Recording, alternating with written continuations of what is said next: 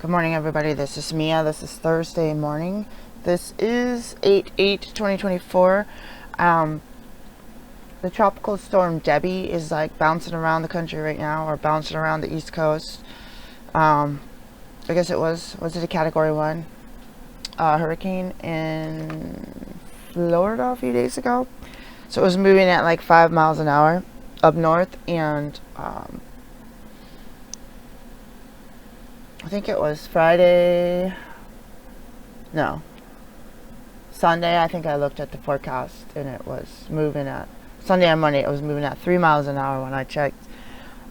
So it is dark here. It is 7:59 a.m. I was sound asleep, like out.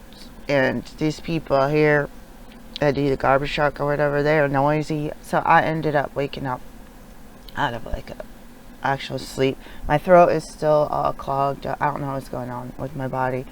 So I was getting on here just now thinking I need to do my work. I need to get in better shape, physical shape. I need to do my work for all my jobs, for all my companies that I own. And then a few minutes before that, I was thinking it is not sustainable to shop. And I own stores. I could buy my stuff from my store and sell it to myself. There's only a certain price. Say I bought it wholesale $50 for as a store owner, but I had to sell it to the public at $100 because the company says you have to, with potentially occasional sales of maybe 10%, maybe maximum 20%. Each company tells you. So they might have to sell it at no minimum, no less than $80, say. Am I buying it from my store again? So I buy it for $50 from my store and then buy it from myself. From my store, I mean, as an individual for $80. And I feel like I'm paying for it twice. So, but I'm going to do that. I'm going to write, I usually get a list of the suggested, or the manufacturer's price is listed. So you can't go under that. You can go over that if you're selling it. And most of the stores that I want to buy the same stuff, sometimes it's reasonable and sometimes they're gonna, like new seasons, like double, triple the price. So the reason that I have the store and the wholesale account is because I thought that my customers were gonna buy the same products that I like, with me giving a testament about how these products are different than other products, make it available in person. When I had my in-person office space, which was bigger before, and or my house calls where I brought a little bag with all the stuff, and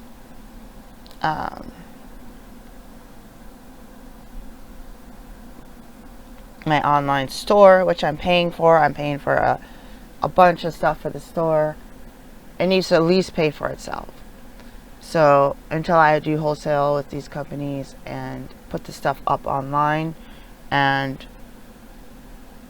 at least do that so that I can make the money to pay for the company, so that I break even, don't go in the hole every year like I've been doing, and then I can start paying myself so that I can buy the food from whoever, or restock the food without going into debt.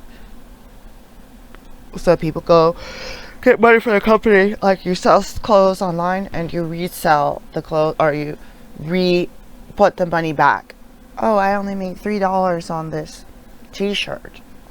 Going back to the store and buying $3 worth of stuff to go sell for hopefully at least more than $3, including all the fees and the shipping and all that stuff.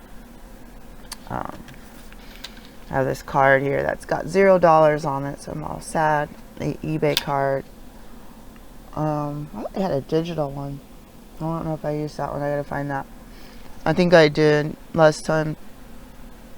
I ordered shipping supplies. I got these huge boxes. I'm like, what am I gonna do with that? I think they'd be good for these plates. I don't want to sell these plates. I want to put them in like a container, or these walls will not hold. I don't think they'll hold anything, really.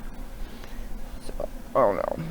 These walls are too short. So like, what if I like just put a bunch of decorations? I feel like I saw that someone was selling a stripper pole locally, and I swear to you, I feel like that would be one of the best exercises. Portland Community College always frequently had that class, pole dancing courses. I mean, it was Portland, Oregon. They had the pole dancing courses, and I had considered it. It looked like you could be in the best shape, and we don't have, the ceilings are the same as these walls, just that thin paper, or paper, it's like paper thin, like wood paneling without a drywall behind it. And there's probably, you would assume there's studs somewhere around here, and then the ceilings are like this or curved like this, and then there's only that much of a walkway, and then it's the same wood paneling. So there's all kinds of stuff coming out. So I don't think, I was like, could I put it in a doorway? Someone's selling for $150. I was like, there's no way you could twirl around something in a doorway. You need like space to kick your legs up and your arms. So I would have seriously liked and saved this post and try to cut, because I'm like, I lived in Portland, Oregon for like half my life, and this stuff was just normal and around there. Like, you walk up and down the street in your neighborhood, well, especially on the east side, and the shops and the establishments you see, they're not hidden and tucked away like the rest of the world, the rest of the country with stuff. It's like stigma. I don't like stigma. I like harm reduction. I don't like, we had like should I say this? We had like a strip bar near one of the community clinics that my medical school was running. The community clinics at the at one of the organizations for that was run and owned by Native Americans, but we had a small clinic there, and I ended up going there for shadowing, or I don't remember what we called it. There was different layers of clinic, and some of them were just observation, so you're not necessarily having the clinical skills through your classes, labs, and through clinic. And then you had ones where you went around to different clinic shifts while you were still like in that phase, which was different than your preceptoring, where you were like shadowing doctors and doing hands-on stuff. And then that was different. So that was like, we started with hydrotherapy, because we trained in that for 12 weeks on each other, and then you boom, like went and did hydrotherapy on people. And that sounds simple. That there's a lot of risk. So you guys have someone well trained. If they're not well trained, they're not going to go through the, anyways, you had this different layers. So the shadowing at actual clinics, shadowing at doctors outside of that facility, so that like private practice, sometimes you had to pay more money, you had to pay for all that stuff. And then clinic shifts besides hydrotherapy, where you're doing pretty much primary care physician, student under resident supervisor, who's a supervisor that was a resident, licensed naturopathic physician, or plus a supervisor who's been in the field practicing medicine for a while, and didn't necessarily have to be a naturopath. It could be MD or DO or chiropractor, depending on the shift, or it could be 2 long-term licensed physicians or doctors. Like, that's how it was when I was in school. So one of the residents or supervisors, I feel like sometimes it felt like there was 2. These people are all so young. Like, it's hard to tell, like, I've been in practice for 10 years. Wow, you're only 32. Like, and then some people are, oh, you're a resident. You're 26 years old. Like you've been licensed for 0 to 3+ years. That's so weird. But when you're just getting in the field, I don't know, you gotta look up to these people, because they made it to licensure. They gotta do something right?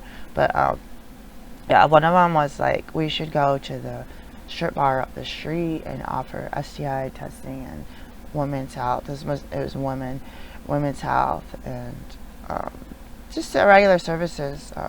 Because stripping is one thing, but there are some people engaged in something else, maybe outside, and it doesn't mean that just because you dance or doesn't mean that you're doing other things. But I feel like it wasn't like assuming that they're performing stuff that's not legal unless you're in Las Vegas or whatever. But I think it was more like offering people that maybe had a different type of health insurance, that maybe, like, who knows, I don't know, I never worked there, I don't know if they had like health insurance through their company. I feel like a lot of it's like kind of like independent, you're kind of, so it's like we were offering community clinic, which will have some discounted rates, sliding scale, and ability to get medications for also sliding scale. But I feel like I really liked, I wish I kind of remember who that was. I really liked the, like, imagining like going in and taking some blood pressure readings and just talking to people because they're human, and not having their nose up, not me and a doctor having our noses up in the air. To each their own, and we have to realize just because we're in a cohort of a school doesn't mean that our values coming in and our beliefs coming in during and after are the same.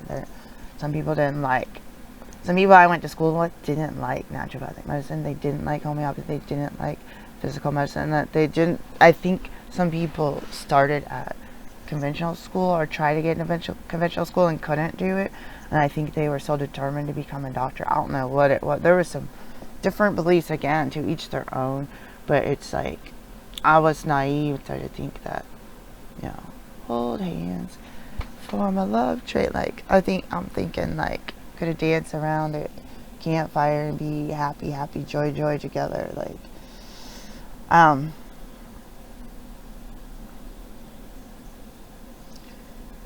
along the same lines, I had so many people telling me my whole adult, or most of my adult life, to become a nurse. I'm a physician. I worked this week in DC where I can actually call myself a physician. In this state where I'm currently in, I had to use the word doctor. I went to graduate medical school after completing undergraduate school with a bachelor's in science. I repeated it, almost got another bachelor's in science, but I don't know, people drop the ball when I asked for help.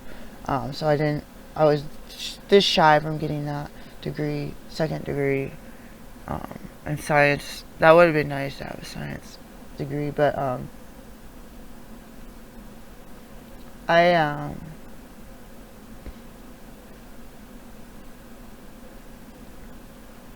I'm getting a lot of people, like, I had 2 people saying to go back and become an MD. I feel like I'd rather be a DO. Like, just because I'm so limited on what I can do with my license, but I can do so much with my license here that I should just do it and then make money and then make a decision. Because there's a reason that I didn't do allopathic medicine, which is different than naturopathic medicine. Naturopathic is integrated and you have so much in your scope. Way more than an MD. At least when I graduated. Because now they're having these different people doing this holistic health, integrative health, nurse practitioners, get to the root cause, all these different, what do they call it? When patients ask, are you such and such? I can't remember there's some terminology, and people are like, oh no, I'm only gonna go. I was like, people coined that term after what naturopathic physicians do. We don't necessarily need that term, but those people took a different route for medicine and they want to add that credential. It's like, we don't necessarily need to add that credential, but we had some folks from somewhere in the West Coast saying they want to add that credential because they're tired of people asking and they're thinking that they don't qualify with this. But anyways, to each their own. You could go in to physician school. Some people only do counseling for adolescents as naturopathic physicians. All of theirs is set up as a counseling clinic, because you can the scope allows for counseling and your training, and each school is different. Some may overemphasize certain things, but when you take the national board exams / licensing exams, there's an umbrella of you must know this, you must know this, you must know this, you must know this. And so I appreciate that. Like for anatomy lab, my friend's transferred school, she had to retake the lab. You took it in class, you took it in the lab, because they actually had to do the dissections themselves. Where at our school, we had the teaching assistants were paid to do the dissections on the cadavers, and those cadavers were shared by everybody. So that other school had enough cadavers for everybody, or I guess a team of people. You know what I mean? So we had a limited amount for every section, which was what, 20 to 30 people per section, several sections a week. So she had to retake the whole class. I remember doing the zoology lab when I was undergrad. I should say it. I think you can really learn a lot with the hands-on. We had certain hands-on things, but it wasn't much. Most of it was like show a lot of respect, don't touch anything. But medicine is medicine. Whatever book, I showed you a bunch of books. For instance, I have this drug guide for nurses, because I told you the physicians ones are usually cost hundreds of dollars instead of just $100. I'm not dumbing myself down by going. I consider being a certified nurse assistant. I thought I saw someone said certified nurse assistant. What's the word I'm looking for? Traveling certified nurse assistant. Because you hear about travel nurses sometimes making what, $10,000 a week, $10,000 a month. And someone said something similar fee range. For, I hope you can hear me. This computer just did something weird. For certified nurse assistants. And so let's see how much schooling it takes. Because we were talking about going to community college. I said, oh, I can go get a certificate. I tell my partner we can go back to school together. But he's like, what about being a nurse or nurse practitioner or RN? I was like, those are all different. You got the certificate programs, you got the bachelor's in nursing, you got different bachelors, you got, I was seeing yesterday, a master's in nursing, then the doctoral level nursing, and then, but my ultimate goal is certified nurse midwife, so that I could deliver babies. Like, I am trained and licensed to deliver babies as a naturopathic physician. Obstetrician, I am trained and licensed, did all the requirements, and have physical, well, copies. I don't know if I have physical copies right now in front of me, but I have physical and legal copies through 2 different states, and I'm trying to get the District of Columbia, or can be a naturopathic physician licensed obstetrician. That's kind of a rare license degree, and people don't know about it. So I'm trying to get a position so I can attend 25 more births, so I can get my requirements for Washington State, so I can take the national exam for licensed midwife in Washington State, which is an eligible program through my medical school, but it's not a physician level. It is a, like, no degree to bachelor's in midwifery degree. For us, it was, they did allow my school to do this. So, when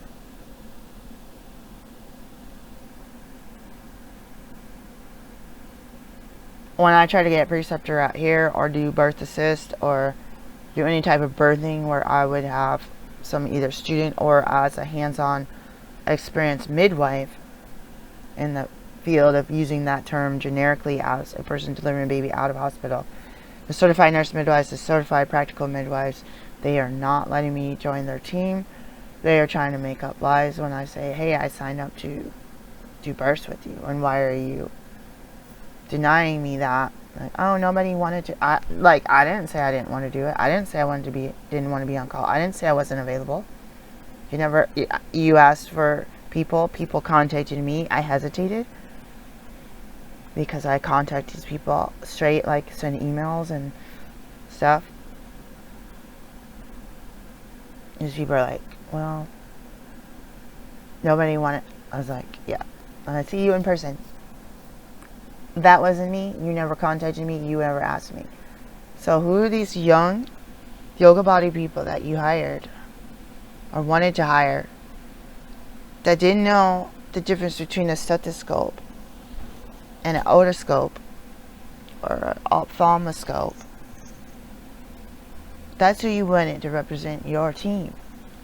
You didn't ask me. And those people are using their yoga bodies to get free money and buying their cute little hipster houses and developing children to follow those footsteps. That's not me. I'm disabled, older, fatter, blacker, natural hair, more natural hair. I don't have fake hair. I don't have weave. I don't wear a wig. I got my hair sticking up most of the time. There's one thing if they said we decided not to do it, but don't say that everybody on the list said A, B, and C. You probably hired those people and they probably didn't take it seriously. People don't answer their phones. They say they're available for a birth, but they're at their friend's wedding that they knew about a year ago in Minnesota somewhere. Like, they're not home, and then you're scrambling finding backups, and then you go back and get people that don't want to do the work. So I've had black and white people say, nope, we can't have you. And over the telephone or Zoom, nope, we don't want you part. I was like, how? I'm almost at the level of a OB-GYN MD perinatologist. And I've actually trained with a OB-GYN perinatologist. The only thing that I'm not able to do, because I have all the prescription or medication and management, and I'm personally not doing breech on purpose or twins on purpose. OB-GYN, IVF, I trained in all that stuff, and I actually trained 10 years under OB-GYN perinatologist. It wasn't 10 solid years. The first year was pretty solid, and then it was on and off for 10 years, from 2013 till last year, or the year before.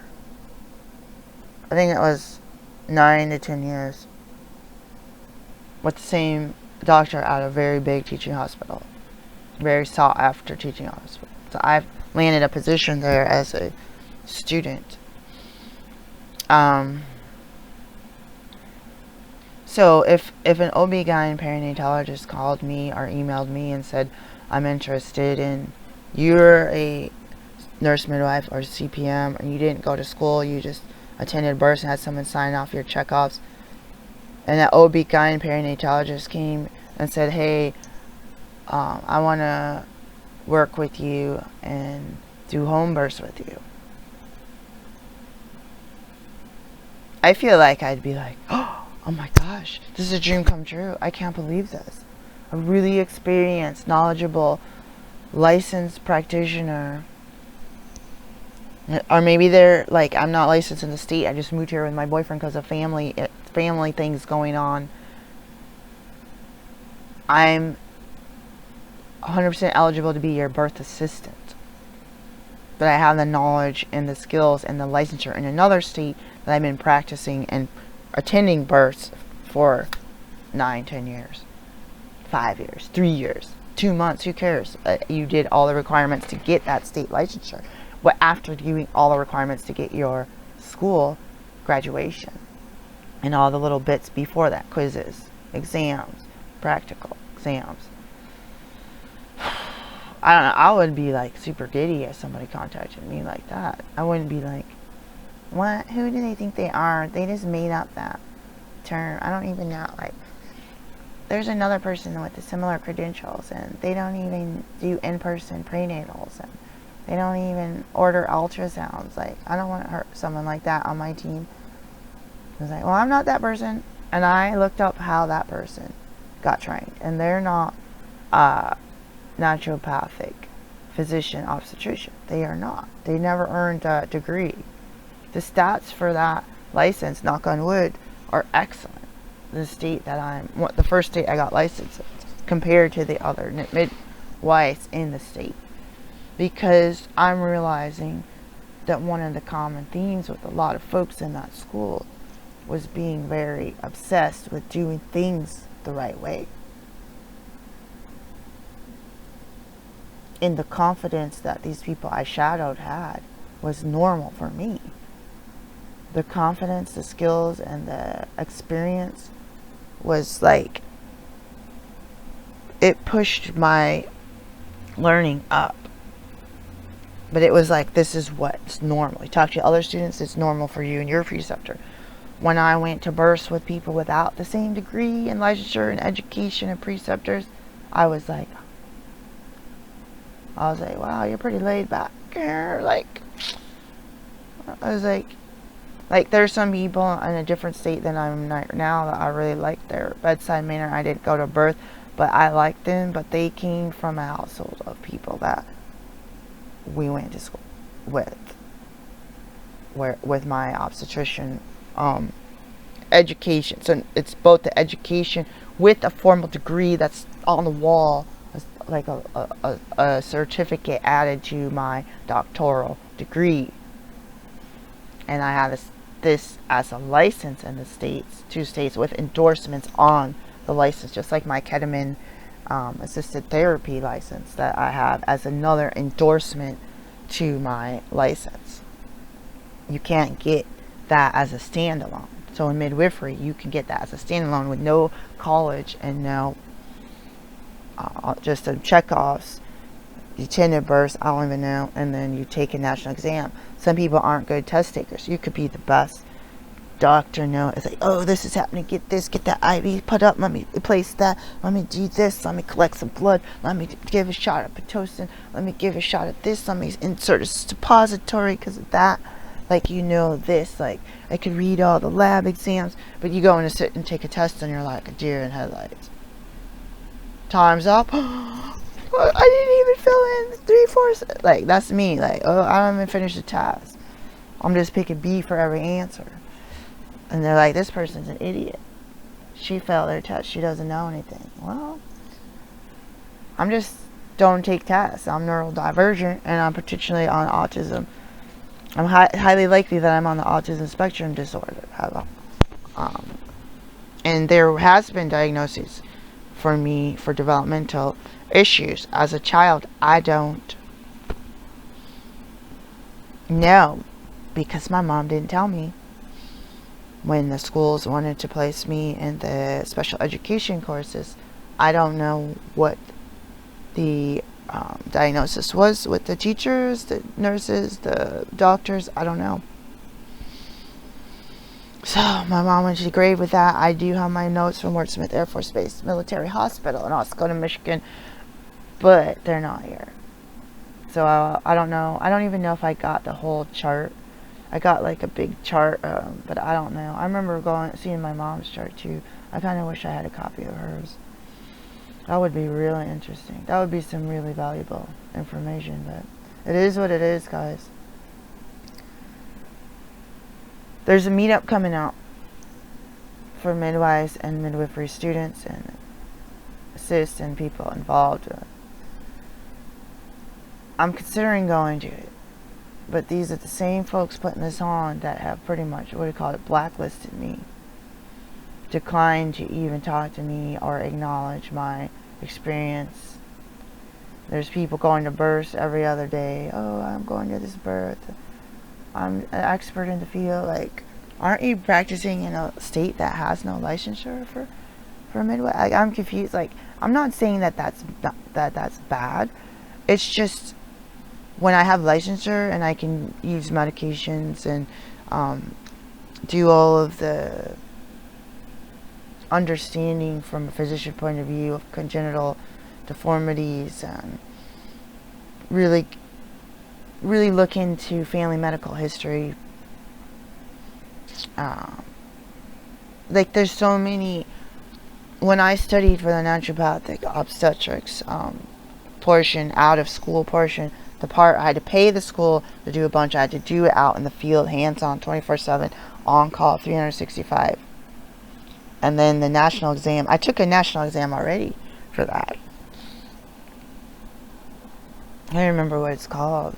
It's called the ACNO, or the ACNO exam. It's a national exam. I believe it's also, when I say national naturopathic, they usually mean naturopaths in North America, United States, including Puerto Rico, and then Canada, but not Mexico. So we have schools, naturopathic schools, in those 3 regions or areas of North America. So it'd be national. That's a weird thing. I call it national exam, but it's also including North. I think it's actually, our regular one is called NAMNI. It's not national exam. It's North American. Something. NAMNI. I don't even know what the B stands for. But there's 2 different licensing bodies, or testing bodies. I should find out more about ACNO to see if anyone can say that's equivalent to the NARM exam, because that's in addition to your naturopathic. You can't have one that's standalone. So that you need to pass your naturopathic boards, test 1, test 2, and then your obstetrician. That's 3. So that's like different. And then you need all the, like in Oregon, you do minor surgery. National exam.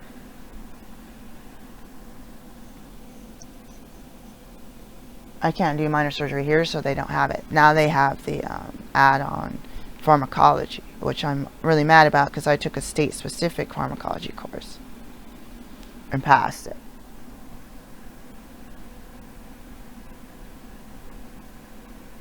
It's a formulary, so they want me to take the national one with all the meds, because for Vermont, they say that everything is not a formulary. We're not limiting anything. And I want to send them a list of what we can prescribe. I don't think there's any, it's a formulary, but I don't think there's anything that you can't do. Washington State, there's stuff, I believe. There's certainly meds that you can't prescribe, but Oregon is like, I mean, you're not going to prescribe like Coke, like Schedule 1 DEA schedule. You could do schedule, but not like the stuff that's typically used on the street, you know. Like some people can use that stuff. Researchers and stuff can use. I mean, we could use the ketamine. There's a lot you can use. So I've never seen a restriction, anything that me as a naturopath with the DEA license. You can be tested on it, but it doesn't mean that you got your DEA certificate, which I also have, in in a state and the District of Columbia. So I'm in blackballed. You guys hear me on my videos.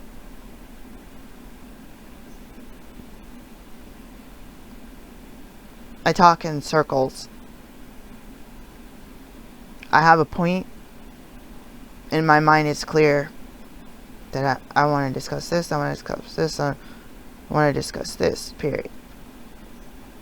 But to normal folks, it's like overwhelming. Or I sound fake, or I'm polite to people and they think that I'm fake. So I'm gonna make a part 2 because this is really long. Part of me says I should go to this in-person event, but every time I go to an in-person event, there's all these people that network, and they're like, oh yeah, I work with you in this team, or this team, oh, we're accepting students, oh, we're accepting assistants, oh, and everyone's getting signed up, and then I'm like, oh yeah, me too, I'm excited, I want to sign up as an assistant, or this, or a student, and they're just like, no. Like, my feelings hurt. So, why did I get my Vermont midwifery, so-called midwifery license? Why am I getting my DC one? Because the folks right here where I live, where all kinds of people are kind of calling me from here to Virginia saying, can you deliver my baby? In Oregon, I'm not there. Can you deliver my baby? No, I can't. I can go sit with you as a doula, but I can't. I'm not a birth keeper, and I'm not licensed here yet in any capacity. I can see you later. Like, I can see your infant later. I do house calls later after they're born and established. But how many people are going to have unassisted births at home alone, and someone right here who has the knowledge and the skills is not able to because the licensing body is saying, we don't know, we don't understand your credential. No, but I was like, I know like a dozen people that have a credential through your credentialing body. How long have you worked here? Because I know a bunch of people who took the national exam and we're eligible with our education. So they're trying to tell me that I don't know anything. Go back to school, spend $60,000, minimum of $15,000 a year. I don't know why is my computer doing that? So going back to nursing is a whole different type of career. I'm already a physician. It's a job unless I do CNM, certified nurse midwife, or nurse practitioner, like a family nurse practitioner. I want to be able to stand alone, clinic, work by myself, do telemedicine from my home, do house calls. I want to be able to do that. And then if I became like an RN, which my classmate did because she was not getting patients for her clinic, that's a whole nother thing. That's a job. There's a lot of jobs I could see during COVID, and for every time where they said you must be an RN, and it's something that would be so easy for me to do. Like, say it was like check people in for COVID testing during COVID in a tent somewhere, getting paid $35 an hour or something, $35 to $75 an hour. I can check people into a tent and take their vitals, but it said that you needed to have a state license in nursing. Like, well, I have a state license in naturopathic medicine. So it's like I can take their vitals, take their temperature. I can use personal. I can't even think of right now. I can wear a mask. I can take vitals. I can draw blood. I can take samples. We ought to do laboratory science or laboratory work. I mean, I can make slides. I could read and diagnose, but we're not really supposed to anymore. Some people in Washington, we were told in Oregon that you could just use that, but we had to make slides, blood smears, counting white blood cells. Like, we were well-rounded in every facet of naturopathy and medicine, microbiology, public health. We were well educated. So it's like you're overqualified, but you need a job because you're handicapped and you can't. Nobody's giving you your license or taking 6 months to distribute your license out to you because there's too many requirements on my end and on their end and that I had to fulfill. And then the scene. Oh yeah. So,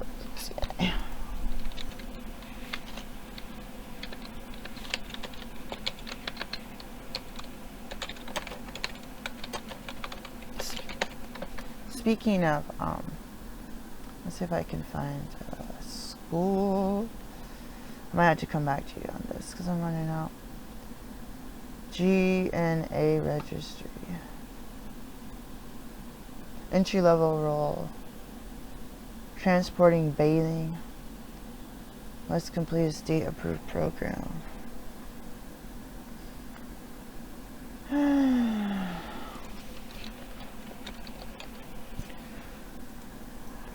I have this thing that I see some teachers getting ready to go back to school, and there is a lot of pride, and it's not my business. Oh, this is like really shrunken down. People are like, well, I'm a teacher. Like, there's two groups that I'm a teacher, and some other people say I'm an artist. And I go out in public in these areas, and people get really snobby. Like, anything that I say is correct because I'm a teacher. Anything that my perspective is the only perspective because I'm an artist. I hear certain people, these are not everyone in the profession, but in this area of the world that I'm in right now, and I was like, I understand you have pride in what you do, but why are you snobby about it? Like, I've taught before. My mom was a career teacher. I've taught on my own, like, classes to doctors, and I've taught children as well. Back in the day, I taught Sunday school for 9 years, but I never really, like, everything I say is the truth because I'm a teacher, and I don't say it as a doctor. Everything I say is true because I'm a doctor. I'm a physician, so you better listen to me. And I'm an artist, so I know better.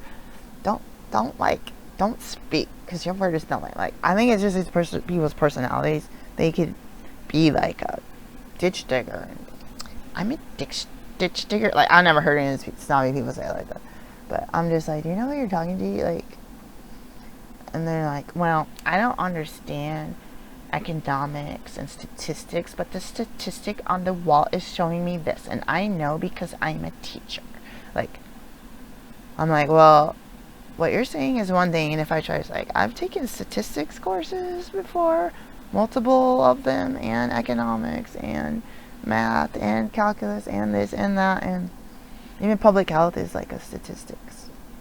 And it's like, what that number actually means is such and such, and the number of this, and they're like, anyways, back to what I was saying. Like, do you guys ever see that and as a pattern? Alright, so there's 8 pages of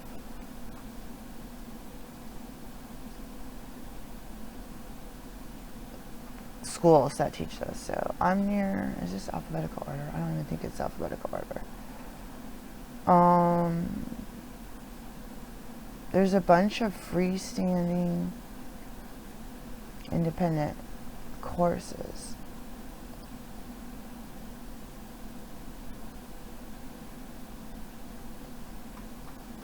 Wow, 8 pages. So there's some colleges, there's some parts of colleges. Chesapeake College Integrated CNA Program. That's, oh, it says closed. Oh, that's where I wanted to go, I think. It says it's closed, so some of these pages are, they're not doing it. See if they're up somewhere else that's a different program. That's where I wanted to go to school with my partner.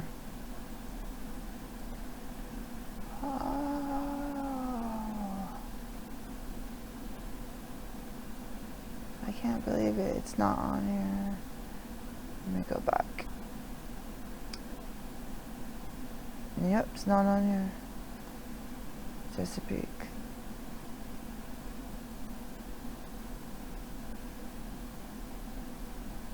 So I think the closest one is in Annapolis or Salisbury. So I'm going to come back to you guys on this tomorrow. Peace, guys.